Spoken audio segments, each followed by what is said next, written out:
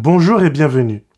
Je m'appelle David Millard et j'ai beaucoup de plaisir à te retrouver chaque semaine pour un nouveau temps de réflexion biblique. Aujourd'hui, nous allons parler des propos de l'apôtre Paul contenus dans sa première lettre aux Corinthiens et les 11 premiers versets du chapitre 10.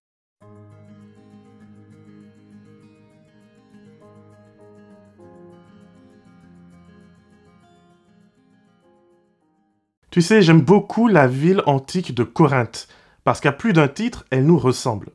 La ville de Corinthe du temps de l'apôtre Paul était une plaque tournante du commerce, de la culture et de la philosophie. On y trouvait de tout, absolument tout. Des Juifs, des Grecs, des Romains, bien sûr, qui dominaient le monde, mais aussi une multitude d'autres cultures parmi celles et ceux qui étaient considérés particulièrement par les Grecs comme étant des barbares. Et puisque l'Église, bien sûr, est presque toujours représentative de la société dans laquelle elle vit, les chrétiens de Corinthe venaient donc eux aussi de tout horizon. Des riches, des pauvres, des instruits et des peu instruits, des Grecs, des Romains, des Juifs, tout le monde était représenté. Bien sûr, cette diversité n'était pas sans risque. Dans la réflexion que d'ailleurs je te propose aujourd'hui, je vais me focaliser sur le chapitre 10, qui contient à mes yeux l'un des avertissements les plus importants pour notre foi aujourd'hui. Les chrétiens de Corinthe reflètent la mentalité de leur ville, on l'a dit. Ils sont bruyants et bagarreurs. Ils cherchent à imposer leurs idées à l'Église avec la même ferveur que le faisaient couramment les écoles philosophiques qui se battaient entre elles au point de se retrouver régulièrement devant les tribunaux, et souvent pour des choses futiles. Mais le souci de Corinthe n'est pas que doctrinal. On ne se contente pas de se battre sur des questions comme la résurrection des morts ou la place à donner au don de l'esprit, particulièrement le don des langues qui est très apprécié. À Corinthe, il y a les zélés de la foi, ce qu'on va appeler aujourd'hui les fondamentalistes. Mais il y a aussi les coulcoul-mapoul. Ceux-là n'hésitent pas à visiter les lupanars, c'est-à-dire les maisons closes de l'époque, capables d'offrir tous les plaisirs que la chair peut convoiter, et ce, quel que soit l'âge. Bien sûr, les riches et les pauvres maintiennent leur séparation, et malheureusement, y compris également dans l'Église. Les uns viennent faire la Sainte Seine avec toute l'abondance que leur richesse permet, tandis que les autres meurent de faim.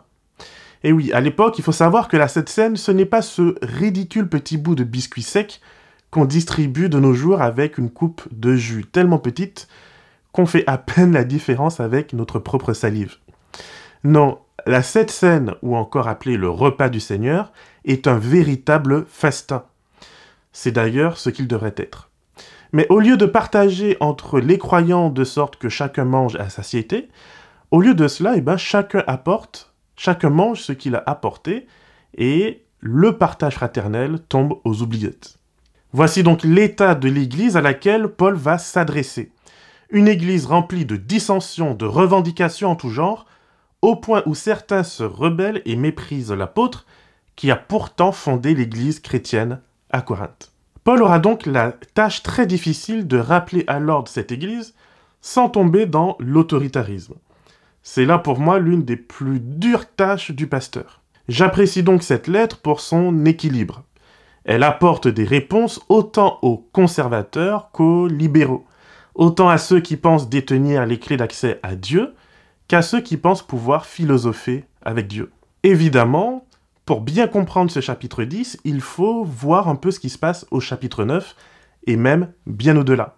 Mais si on regarde cette fin de chapitre 9, on voit que Paul va terminer avec un appel à la discipline spirituelle. Mais pour nous empêcher de tomber dans l'extrême de l'ascétisme, Paul va rééquilibrer au chapitre 10 avec un avertissement contre l'idolâtrie. Permets-moi donc de dire quelques mots au sujet de ce chapitre 9 avant d'aborder le chapitre 10. Paul y décrit comment il a été juif avec les juifs, grec avec les grecs, comment il a été faible avec les faibles et fort avec les forts. J'entends assez souvent ces paroles répétées pour justifier que, puisque Paul a été sans loi avec les sans loi, nous pouvons donc jouir de nos libertés sans entrave. Après tout, lorsqu'on va en boîte, c'est pour évangéliser. Bon, à toi de voir. Mais Si tu te sens concerné, je te dédie cette fin de chapitre, qui va peut-être rééquilibrer les choses. Au contraire, je malmène mon corps, je le traite comme un esclave, de peur qu'avoir fait la proclamation pour les autres, je ne sois moi-même disqualifié. Se mettre à la portée des sans-lois n'est pas une excuse pour s'affranchir des exigences de la Bible au nom de l'évangélisation. Au contraire, il s'agit du vécu chrétien le plus dur puisqu'il consiste à s'exposer en permanence aux tentations tout en étant capable de conserver une vie consacrée. C'est suivre l'exemple de Jésus qui pouvait côtoyer des prostituées en gardant le cœur pur, ni en les condamnant, ni en acceptant leurs pratiques. Je ne crois pas que cela soit donné à tous.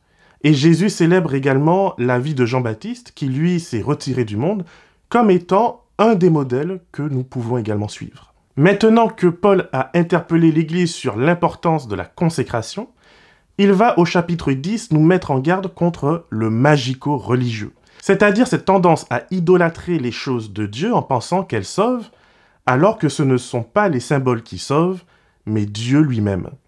On retrouve cette tendance encore aujourd'hui. C'est la raison pour laquelle, dans pas mal d'églises, il y a différents niveaux d'estrade. Un niveau pour l'école du sabbat et un autre un peu plus important pour le culte. Bien sûr, on ne monte surtout pas sur le niveau le plus élevé, le niveau 3 fois saint, si on n'a pas mis sa cravate, quand bien même il ferait 40 degrés, et étant accompagné de son certificat de diplôme. Cette tendance à l'idolâtrie des symboles nous fait brûler le pain de cette scène, plutôt que de le donner aux nécessiteux. À la fin d'un service de cette scène, souvent plus long que les autres, les enfants qui sont là et qui sont à la fois impatients et affamés pourraient en bénéficier. Mais non, parce que bien sûr, on a prié dessus, donc c'est devenu par magie sacro-sainte, sacré. Un peu comme l'hostie qui devient littéralement le corps du Christ une fois la petite prière papale. Bref, les habitudes et les vieux réflexes ont la peau dure. Donc oui, je suis d'accord qu'il faut respecter ces symboles, qu'il faut respecter les choses. Mais est-ce que mon respect devient une forme d'adoration? Où je vais mettre cette limite nécessaire au respect de l'autre et au respect de Dieu? Cette attitude malheureuse fait que l'on respecte, du coup, bien souvent davantage les bâtiments et les ustensiles que les personnes. Ce qui est, pour moi en tout cas, un contresens. C'est d'ailleurs en continuant à lire les écrits de Paul aux Corinthiens que l'on va voir qu'il insiste sur le caractère éphémère de ceux qui nous entourent, y compris les dons spirituels qui nous habitent. 1 Corinthiens 13, dont je parle souvent, place la foi, l'espérance et l'amour comme les seules vraies valeurs qui nous porteront dans l'éternité. Il ne s'agit pas de porter foi, espérance et amour dans des choses matérielles, aussi importantes qu'elles puissent être, pour le vécu de ma foi en tout cas, ou de notre religion. Mais il s'agit d'avoir foi, espérance et amour envers Dieu, et bien sûr, envers son prochain. Les premiers versets du chapitre 10 sont donc très importants. Paul dit de manière très cash que la majorité des Israélites, ils sont morts dans le désert. Pourtant, ils ont mangé la manne, ils ont marché au milieu de la mer Rouge, ils ont vécu et vu nombre de grâces et de miracles que la faveur de Christ leur a accordés. Je le dis souvent, il faut que tu en prennes conscience. Moi aussi, je prie pour un réveil spirituel dans l'Église, à commencer par moi. Moi aussi, j'aimerais voir notre Église en mouvement, capable de faire des miracles, de ressusciter des morts. Je voudrais voir des langues de feu sur ma tête. Des choses qui, certes, souvent vont venir marquer la présence de l'Esprit. Mais rappelle-toi toujours que ces choses ne garantissent pas le salut. Je vais reprendre et insister. Même si je sais que quelquefois dire ça, c'est un peu prêcher dans le désert. C'est pour moi vraiment un avertissement contre la manipulation spirituelle. N'oublie pas que le message prophétique de l'Apocalypse parle d'un faux prophète et de la puissance du diable qui se manifeste pour imiter le Christ. Si donc ta boussole spirituelle consiste à te diriger vers les manifestations extraordinaires et surnaturelles comme une preuve de la présence de Dieu, alors tu seras très déçu. S'il faut absolument que le prédicateur crie et sue comme un bœuf pour que tu ressentes l'énergie spirituelle, alors là encore, tu seras déçu. Remarque avec moi que Dieu, dans la Bible, ne prend pas comme marque d'appartenance les manifestations surnaturelles puissantes, mais l'action quotidienne de ceux et celles qui se portent au secours des plus faibles. Rappelle-toi de Matthieu 25. La marque du salut est dans l'amour du prochain, dans la reconnaissance des plus faibles comme portant en eux l'image divine et ce, quel que soit leur parcours de vie. Et oui, cela inclut les prostituées, les meurtriers et ceux qui abusent les enfants. Dieu peut te et me délivrer de l'Égypte. Il peut faire sortir les marques du paganisme de notre vie. Il peut agir par des signes puissants qui feront de nous des superstars au prochain rapport missionnaire. Dieu peut nous soutenir et nous nourrir autant spirituellement que physiquement. Dieu peut nous donner un très bon travail ou le conjoint de nos rêves. Dieu peut nous faire arrêter de fumer et de nous droguer en un claquement de doigts. Mais si je n'ai pas son amour dans le cœur, alors je ne suis qu'un vase creux. Je ne suis rien si je n'ai pas cet amour qui me transforme, qui m'unit à Dieu et qui me tourne vers l'autre. Dans ce court passage d'Un Corinthiens 10, versets 1 à 11, Paul rappelle le sort des Israélites.